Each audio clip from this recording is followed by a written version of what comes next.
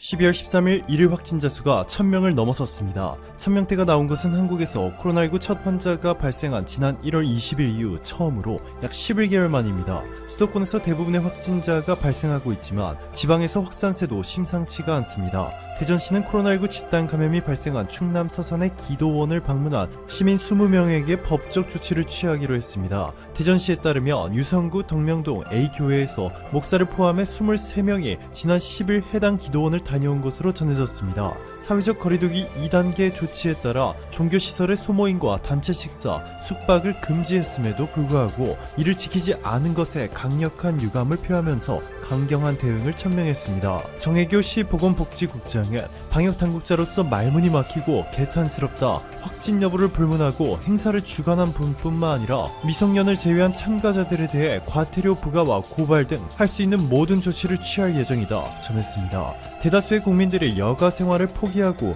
방역수칙에 따라 집에서 머무르며 고통을 함께하는 가운데 이렇게 일부 이기적인 행동 때문에 한국의 최대 규모의 코로나 팬데믹이 찾아와 버렸습니다. 정은경 청장은 감염 재생산 지수를 1.28 정도로 보고 있는데 이를 토대로 환자 수를 추계해보면 950명에서 1200명 사이의 환자가 발생할 것으로 예측된다 전했습니다. 정경 청장이 말한 이 감염 재생산 지수 1.28은 한 명의 확진자가 1.28명을 감염시킨다는 것입니다. 또한 정경 청장은 1차, 2차 유행과는 다른 양상이며 코로나19 유행이 발생한 이래 최고의 위기 상황으로 판단한다. 이번 코로나19 팬데믹은 주요한 몇 개의 감염원을 통해 집단 발병이 아니라 10개월 이상 누적되어 온 지역사회 내 경증이나 무증상 감염자들이 감염원으로 작용해서 일상 상황을 통해 발생하는 것으로 본다 경고했습니다. 반면 미국에서는 백신 접종이 시작됐습니다. CNN은 미국 질병통제예방센터의 자문기구인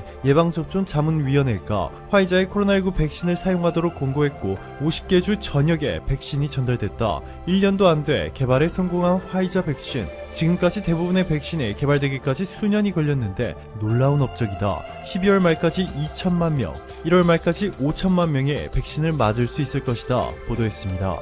미국 정부의 백신 개발을 총괄하는 팀 초고속 작전에 몬세프 슬라워 최고 책임자는 내년 3월까지 1억 명이 면역력을 갖도록 할 것이다 라며 우리는 사람들에게 신뢰를 제공하는 방식으로 이 일을 전개하고 동시에 투명하게 할 필요가 있다. 우리가 이 터널의 끝에서 빛을 보고 이를 통과하는 방법은 집단 면역을 달성하는 것이다 말했습니다. 반면 트럼프 미국 대통령은 백악관에서 일하는 사람들은 특별히 필요한 경우가 아니면 백신을 다소 늦게 받아야 한다. 난 백신 접종 계획이 잡혀있지 않지만 적당한 시기에 접종받기를 기대하고 있다 전했습니다. 원래는 트럼프 대통령을 포함한 트럼프 행정부 고위 관리들이 미국 시민들보다 우선으로 접종할 계획이었는데 소셜미디어를 중심으로 비판의 목소리가 커지면서 접종 계획을 취소한 것으로 전해졌습니다. 자, 그런데 여기서 문제가 하나 발생했습니다. 코로나19 백신 개발 최선두였던 아스트라제네카가 개발 과정에서 미국의 신뢰를 잃어 개발 속도가 늦춰졌다는 보도가 쏟아져 나왔고 일부 국내 언론사들은 아스트라제네카가 미국에서 내년 중반이 넘어서야 접종할 수도 라는 암울한 보도를 쏟아냈습니다. 이 때문에 일각에서는 한국도 내년 7월이 되어서야 접종을 시작할 수 있는 것 아니냐는 우려의 목소리를 제기하고 있는데요. 이는 과도한 우려였습니다. 로이터 통신의 보도에 따르면 파스칼 소리오 아스트라제네카 CEO는 아스트라제네카가 6주 내 미국에서 백신 승인을 위한 서류를 제출할 수 있을 것으로 예상한다. 일부 지역에서는 연내 승인을 예상한다 전했습니다. 정은경 본부장은 3월 백신 접종을 말했는데 가장 빨리 국내에 도입될 것으로 보는 것은 아스트라제네카 백신이다. 국내에서 아스트라제네카 백신을 생산하기도 하고 공급 시기 면에서 가장 빠를 것으로 예측한다. 연말까지 신속히 2개 정도 이상은 선구매 계약을 완료하는 것을 목표로 현재 계약서에 대한 검토 협의를 진행 중이다. 미국 허가와 유럽 허가 과정도 지켜봐야 하고 세계보건기구의 검증 과정도 검토해 식약처에서 허가 관리를 하면서 허가 시엔 즉시 접종을 시행하도록 준비하고 있다 전했습니다. 즉 한국이 아스트라제네카 백신을 포함해 세계 백신을 생산하는 백신의 허브가 된 만큼 백신 생산 직후 국내 유통이 매우 수월해진 데다가 대한민국 식약처의 백신 검증 능력을 이미 전 세계로부터 인정받았기 때문에 미국의 FDA의 백신 검증 절차와는 별개로 직접 검증하고 조기 도입이 가능하다는 것입니다. 실제로 한국의 식품의약품안전처는 얼마 전 코로나19 백신에 대한 WHO 품질 인증 평가에 심사자 자격으로 참여하게 됐습니다. 이로써 식약처는 백신 균등 공급을 위한 다국가 연합, 코백스 퍼실리티 등을 통해 공급될 코로나19 백신의 WHO 품질 인증 평가 심사자가 된 것인데요. 백신 분야의 규제 역량을 인정받아 백신의 기술 정보, 기술 문서 평가, 최종 평가 등의 업무를 맡게 됐습니다. 식약처는 이번 WHO 코로나19 백신 품질 인증에 참여함으로써 한국이 코로나19 위기 극복을 위한 국제사회의 노력에 적극적으로 기여하고 동시에 한국의 백신 심사 수준에 대해 국제적으로 인정받는 계기가 될 것이다 전했습니다.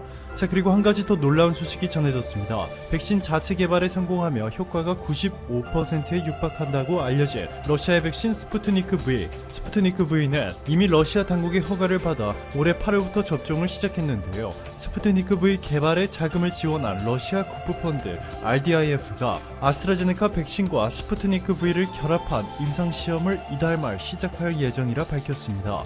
그리고 이 둘을 결합한 백신의 효과가 입증된다면 새로운 코로나19 백신을 공동 생산하기를 원한다고 밝혔는데요. 러시아 국부펀드의 이러한 제안에 아스트라제네카 측은 서로 다른 백신의 조합을 평가할 수 있는 방법을 고려하고 있다. 서로 다른 코로나19 백신을 결합하는 것은 백신의 효과성과 접근성을 향상시킬 수 있고 면역을 더 길게 유지할 수 있을 수도 있다 설명했습니다. 만약 이 프로젝트가 성공할 경우 해마다 2번씩 접종해야만 면역을 유지할 수 있는 것으로 알려진 코로나19 백신의 획기적인 게임 체인저가 될 수 있을 것으로 기대되고 있습니다. 전 세계가 한국을 주목하고 있는 이유는 또 한 가지 있습니다. 영국과 미국, 캐나다에서 접종을 시작한 화이자 백신은 영하 70도에서 보관되어야 합니다. 기존 독감 백신처럼 섭씨 2도에서 8도 사이로 유통될 경우 화이자의 코로나19 백신은 사실상 맹물에 불과합니다. 이 때문에 미국에서는 드라이 아이스 품귀 현상이 일어났지만 이마저도 쉽지 않아 골머리를 썩고 있는데요. 비용이 상상을 초월하고 있어 개발도상국들은 발만 동동 구르고 있습니다.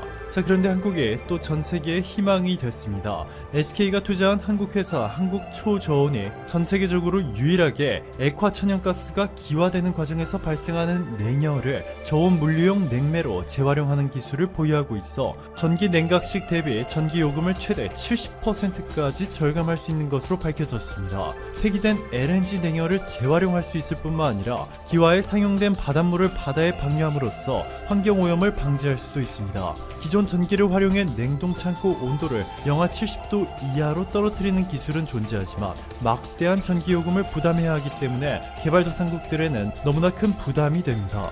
업계 관계자는 정부가 질병관리청에 코로나19 예방접종 대응 추진단을 조속히 구축하기로 한 만큼 영하 70도 이하 초저온 물류 기술과 인프라를 갖춘 국내 유일한 회사 한국초저온이 중요한 역할을 담당할 것이다 전했습니다. 오늘도 감사합니다. 최고로 멋진 하루 보내시길 바랄게요. 일본 정부가 코로나19 드라이브스루 검사를 정식으로 채택했지만 일본 언론은 도입이 너무 늦었으며 정부의 리더십이 보이지 않는다고 비판했다. 이혼게이제이 신문은 후생노동성의 너무 늦은 추인 드라이브스루 검사 겨우 시동이라는 제목의 기사를 통해 일본 후생노동성이 드라이브스루 형식의 코로나19 검사를 인정했다고 17일 보도했다. 후생노동성은 지난 15일 밤 각 지자체에 사무 연락 문서를 보내 자동차에 탑승한 채 시행되는 유전자 증폭 검사를 용인한다고 발표했다. 이 K는 경로를 알 수 없는 감염자가 급증하면서 감염 경로를 추적하는 것을 통해 확산을 억제하는 기존 방식의 한계가 확연해졌다며 드라이브스루 검사의 도입 이유를 분석했다. 드라이브스루 검사가 이미 한참 전부터 한국, 미국 등 해외에서 이루어지고 있는 상황을 지적하며 담당 부처가 당연히 해야 할 일을 하지 않아 여유가 없어졌다고 강하게 비판했다. 또한 니케이는 일본 정부가 주도적인 역할을 하는 것이 아니라 지방자치단체인 도도부현 등의 드라이브스루 검사소 설치를 맡기는 데 그치고 있다고 지적했다. 니케이는 판단, 인력 배치를 통째로 위임받은 지자체는 곤혹스러워하고 있다고 전했다. 세계보건기구 사무총장 선임 고문인 시부타니 겐지, 영국 킹스 칼리지 런던 교수도 도쿄 등에서 검사 대상을 넓혀 감염자를 격리하는 대책이 급한 상황인데 드라이브스루를 채택하는 시기가 너무 늦었다고 비판했다. 또한 니케이는 검사 확충을 위한 리더십이 보이지 않는다며 아베 신조 총리는 PCR 검사 능력을 1일 2만 건까지 확대하겠다는 방침을 내걸었으나 아직 1만 3천 건에 멈춰있다고 지적했다. 일본 코로나19 환자용 전체 병상 수가 부풀려져 공표됐다고 도쿄신문이 오늘 보도했습니다. 도쿄신문은 코로나19 환자 병상 확보 업무를 맡은 전국광역자치단체를 상대로 직접 파악한 결과 정부가 발표한 수준과 큰 괴리가 있는 것으로 확인됐다고 전했습니다.